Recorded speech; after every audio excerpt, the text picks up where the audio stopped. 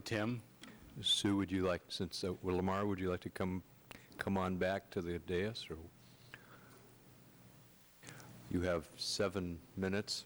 Your technical time applies.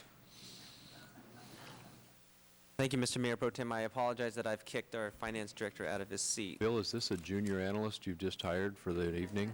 I think he's an intern, actually. Oh, okay. The reason why I'm here is because we've been asked as council members to come forward with some of our thoughts and perspectives on the proposed budget. And so what I'm attempting to do is take a look at a couple of issues that I think our budget doesn't highlight as well as I think we should highlight them. Specifically, I think we should reduce the impact on the tiered programmatic cuts. And I think we need to have a plan right away to be able to pay for the vacant or the deleted police officer positions that we would lose if we don't get the Burn Jag law enforcement grant. That's something very important to me. I think we need to take a more structural approach to changing our budget. I think we need to buffer against potential state takeaways of $1.3 million. I think we need to make a larger dedication to our street maintenance program. And I think it's possible that the state budget issue will be larger than what we think it is, especially with the ERAF shifts and the reduction of vehicle license fees and so forth, things that we cannot anticipate. I would like to avoid the drawdown of our public safety fund. I understand that if there is overtime, we would be authorizing, with the recommendations that we would authorize the city manager to allow for that overtime to come out of the public safety fund. I think, first and foremost, before we get to the first slide, I think we need to capture more realistically revenue and expense projections. I didn't work on the slide that the finance director provided us on our revenue forecast, or specifically on the slide that talks about PERS rates. But we have not projected, I think it's one of the very first slides, but we've projected for fiscal year 2010, 12.542% in PERS rates for non-safety employees. And those rates go to 12.4% in the out years, but we don't anticipate any larger increase than those. And I think that that is an underestimation. The first slide that I have prepared here is based on the conservative revenue assumptions that were prepared as part of the staff presentation. If we can take a look here, our finance director has projected property tax to be flat next year. He also projects that that VLF will be flat as well, and sales tax. However, I think, in my estimation and what I've observed, I have no belief in flat sales tax revenue. I think, in fact, it might go farther.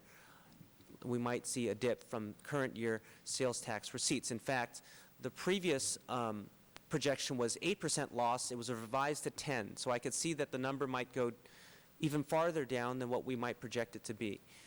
The state VLF, we have projected a 1% increase from the previous year, although I think these are question marks. I think that we cannot project that we will see increases in the state VLF receipts.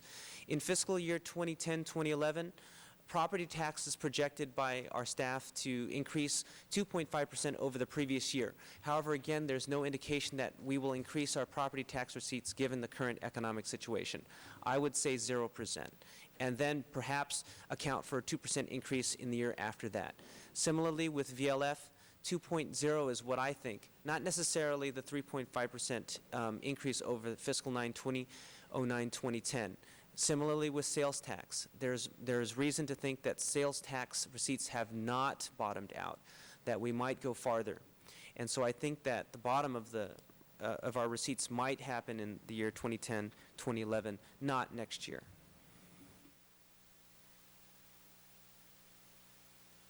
This slide is the budget balancing plan slide that was provided as part of staff presentation. The staff recommendation is in the black on the right-hand side. You'll see that staff projects that the budget balancing measures that they propose will reap $3.5 million approximately in extra revenue. However, I think that we have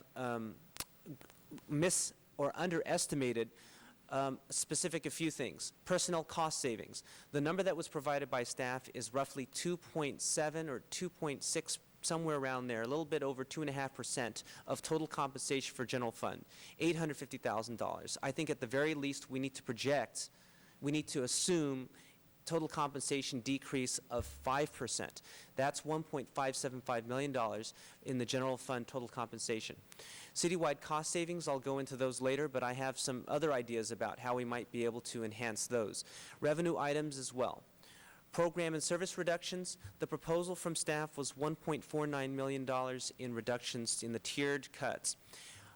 Now, this number I would like to see as low as possible, but in the time that I've had, I've been able to get that number down to $1.28 million, taking into account the removal of cuts that I would like to see off the tiered reductions.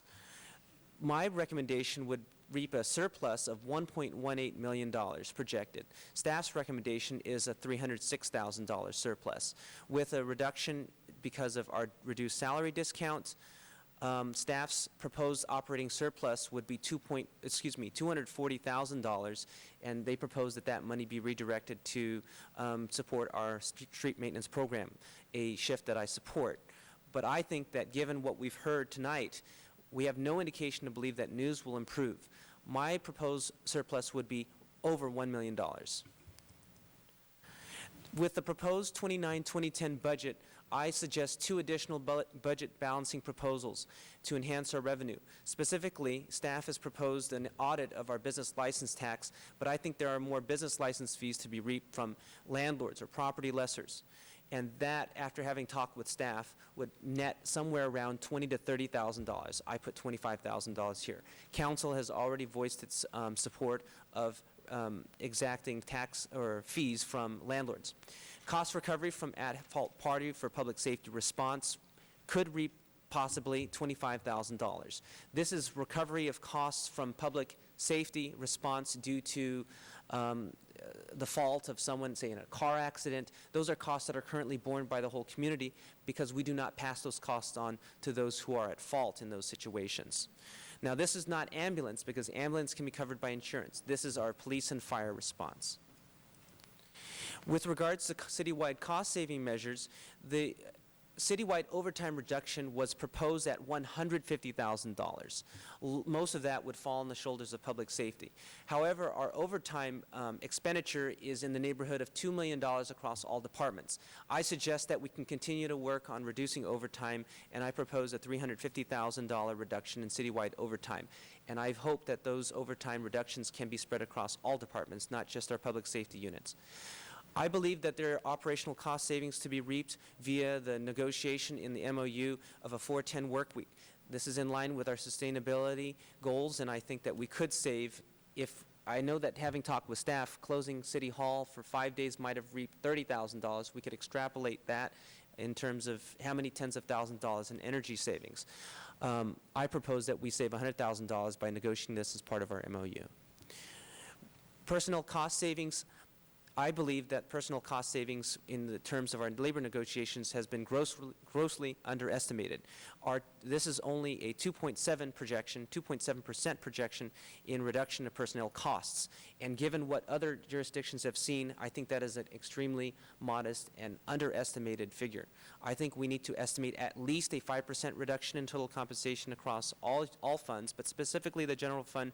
Such a reduction would reap $1.575 million based on an all funds total compensation of $52 to $53 million, 60% of which is general fund, 5% of that is $1.575 million.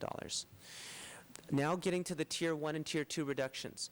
I propose that we adjust these tiers by removing some of the proposed reductions, specifically the reduction of the ombudsman contract and an increase in the cut to the city attorney's contract, doubling the cut from $42,000 to $84,000.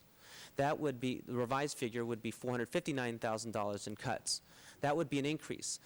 Community development, I haven't proposed any removal of any of the specific programmatic reductions, but with community services, taking away lap swim or rec swim or extreme adventures and backpacking, I think is a misplaced budget cut. Partial reduction in funding to DMA or DJOSD, I would strike that as well. The revised community service department reduction would be $44,000. Police Department, now we received news from the finance director that there was a proposal to delete the Sergeant for Professional Standards. That was not part of this PowerPoint presentation that I received today from staff. So specifically, I would call that as something that we should remove from the tiered programmatic cuts. The reduction in parking enforcement, staff report says that the reduction would be an $85,000 cut in personnel. However, staff has also said that the average parking enforcement officer reaps $105,000 in fine revenue. So I don't think it makes sense to cut a parking enforcement officer who pays for him or herself and plus is a net benefit to our general fund. I think it's a mistake to close the police department public counter on weekends, and I think to eliminate office administrative position, which is proposed as a layoff in the tiered cuts, is also something that we should avoid. With fire, I did not propose any reduction in the tiered cut. Parks and General Services, the park maintenance contract should remain for tree pruning, weed control, edging, and general park upkeep, including the community requests that we have to meet. Perhaps I come biased in this because I'm the president of a homeowners association, and we have trees that need to be trimmed. Maybe I should recuse myself from that. But I would say that we should take a look at taking some of these cuts off the Parks and General Services reduction. I did not misspell services. Public Works, I didn't draw a strike through here, but I would have removed the reduction in contract funding for signal repair, signage, and street striping. So, and I think that's the balance of my presentation. I may have gone over my time. I would take that out of my second round. But the point is, I think that what we need to do is to look really closely at our revenue and expense projections, be more realistic in our personnel cost reductions, and be more structural in the changes that we make to our budgeting practices to capture longer-term savings, not on the backs of tiered programmatic cuts. Thank you, Madam Mayor. Thank you, Lamar. Actually, you're kind of ahead. That should be our June 16, right? Proposed amendments, right? So I think if we could get that, your proposals, then we could look at the study also. Sue, do you have any? Yeah, I have some remarks here. I agree with Lamar's general assessment that we're being too optimistic and that we are expecting to take too much out of the citizens' programs, particularly since they're the ones that are footing the bill. I'm going to just focus on one area, okay, and that is labor costs, because labor is our largest expenditure. Labor negotiations are carried out behind closed doors, but I'm going to make a few general remarks that are well within the limits of closed-door, good-faith negotiations that we must follow. First is regarding the procedure. I think Council has frequently given the public the message that we must be more passive in labor negotiations than we actually are required to be. We do not in the City of Davis have binding arbitration. We must engage in good faith negotiations. We must make our offer and consider counteroffers. If we don't come to an agreement, we go to mediation. If we still don't come to an agreement, we can simply adopt our last best offer. We really have a great deal of control over the process, and it involves what our offers are. And you'll hear more about this after negotiations are over, but in specifics that I can't discuss now. But if we go to mediation, it could take a year or a year and a half. That isn't fatal. That is not a reason to necessarily one way or the other. We have a reserve, and we control the number of employees that we employ. I would like to put the magnitude of some of our employee costs in the context of our budget shortfall and in the context with other public employee costs from other public employee agencies. I believe we spend too much time looking over our shoulder, comparing ourselves to other cities. We are not contractually, our labor costs, our total compensation with other cities, we are not contractually required to do this. And I see no real reason why we should have to follow other cities over the cliff if, in fact, our total compensation were not totally in line with everyone else's, and that is arguable. People have argued that it's higher. People have argued it's lower. So I would, I'd like to preface this by saying that this is a public employee town, and I'm very much in favor, I mean passionately in favor of maintaining